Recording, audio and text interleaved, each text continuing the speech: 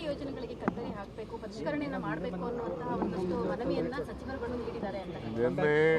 ನಿನ್ನೆ ನಾನು ಪ್ರಜಾವಾಣಿ ಪೇಪರ್ ನೋಡಿದೆ, ಅದೆಲ್ಲ ಸುಳ್ಳು. ನಾನು ಪಕ್ಷದ ಅಧ್ಯಕ್ಷನಾಗಿ ಹೇಳ್ತಾ ಇದ್ದೀನಿ, ಸಿದ್ದರಾಮಯ್ಯನವರು ಹೇಳಿದ್ದಾರೆ, ಯಾವ ಕಾರಣಕ್ಕೂ ನಾವು ಗ್ಯಾರಂಟಿಗಳನ್ನು ಬದಲಾವಣೆ ಮಾಡೋಂಥ ಪ್ರಶ್ನೆ ಆಗಲಿ, ಕತ್ತರಿ ಹಾಕೋ ಪ್ರಶ್ನೆ ಯಾವುದೂ ಇಲ್ಲ. ಕೆಲವು ಕಡೆ ಆದಾಯ ಹೆಚ್ಚಿಗೆ ಇರೋಂಥವ್ರು ಕೂಡ ತೆಗೆದುಕೊಳ್ತಾ ಇದ್ದಾರೆ ಅಂತೇಳಿ ಕೆಲವು ಕಂಪ್ಲೇಂಟ್ಸ್ ಇದೆ, ಅಂಥವನ್ನ ಪರಿಶೀಲನೆ ಮಾಡ್ತೀವಿ ಅಷ್ಟೇ. ಇನ್ಕಮ್ ಟ್ಯಾಕ್ಸ್ ಕಟ್ಟಿರೋರು, GST ಕಟ್ಟೋರು, ಮತ್ತೊಂದು ಕಟ್ಟಿರೋರು ಅಂಥವ್ರನ್ನೆಲ್ಲ ಇದೆ ಅಂತೇಳಿ ಕೆಲವೆಲ್ಲ ಕಂಪ್ಲೇಂಟ್ಸ್ ಬಂದಿದೆ. ನಾವು 200 ಯೂನಿಟ್ಟು ವಿದ್ಯುತ್ ಶಕ್ತಿ,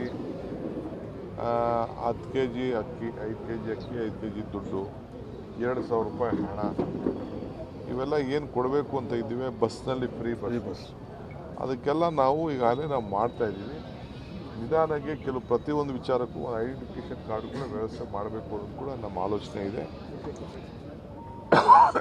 ಪರಿಸ್ಥಿತಿ ನೋಡಿ ನಮ್ಮ ಸಮಿತಿಯವರು ಅದನ್ನು ತೀರ್ಮಾನವನ್ನು ಮಾಡ್ತಾರೆ.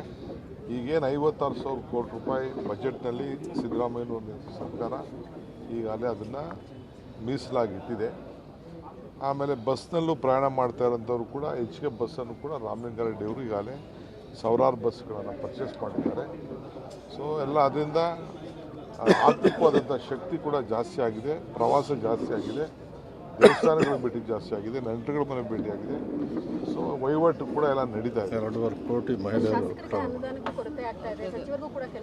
ಅವೆಲ್ಲ ಸುಳ್ಳು, ಅದೆಲ್ಲ ವಿರೋಧ ಪಾರ್ಟಿಯವ್ರದ್ದು. ಅವ್ರಿಗೆ ಇಂಥ ದೊಡ್ಡ ಯೋಜನೆ ತಂದ್ಬಿಟ್ರಲ್ಲ, ನಮ್ಮ ಸಿಕ್ಕಲ್ವಲ್ಲ ಅಂತ ಕೈ ಹೊಸ್ಕೋತಾ ಇದ್ದಾರೆ.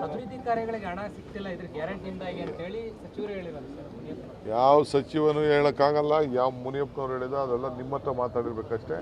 ಅವೆಲ್ಲ ಸುಳ್ಳು. ಏನು ಕೊಡಬೇಕೋ ಕೊಟ್ಟಿದೆ.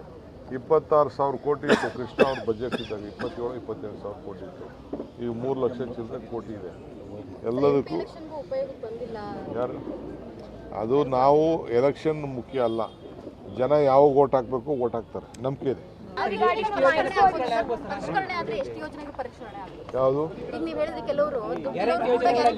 ಎಲ್ಲಿ ಕಂಪ್ಲೇಂಟ್ ಇದೆ ಅಲ್ಲಿ ಮಾತ್ರ ನೋಡ್ತೀವಿ, ಎಲ್ಲ ನಾವು ಯಾಕೆ ನೋಡಕ್ಕೆ ಹೋಗೋಣ. ಎಲ್ಲಿ ಕಂಪ್ಲೇಂಟ್ಸ್ ಇದೆ ಈಗ ಕಮಿಟಿ ಫಾರ್ಮ್ ಮಾಡಿದ್ವಿ, ಅದನ್ನು ನೋಡ್ತಾರೆ. ನೋಡಿ ಅದನ್ನೆಲ್ಲ ಆನ್ಲೈನ್ ಇದು ರಿಜಿಸ್ಟ್ರೇಷನ್ನು, ಡೈರೆಕ್ಟ್ ಬೆನಿಫಿಟ್ ಟ್ರಾನ್ಸ್ಫರು ಇವೆಲ್ಲ ಇದೆ, ಅವರೆಲ್ಲ ಎಕ್ಸಾಮಿನ್ ಮಾಡ್ತಾರೆ.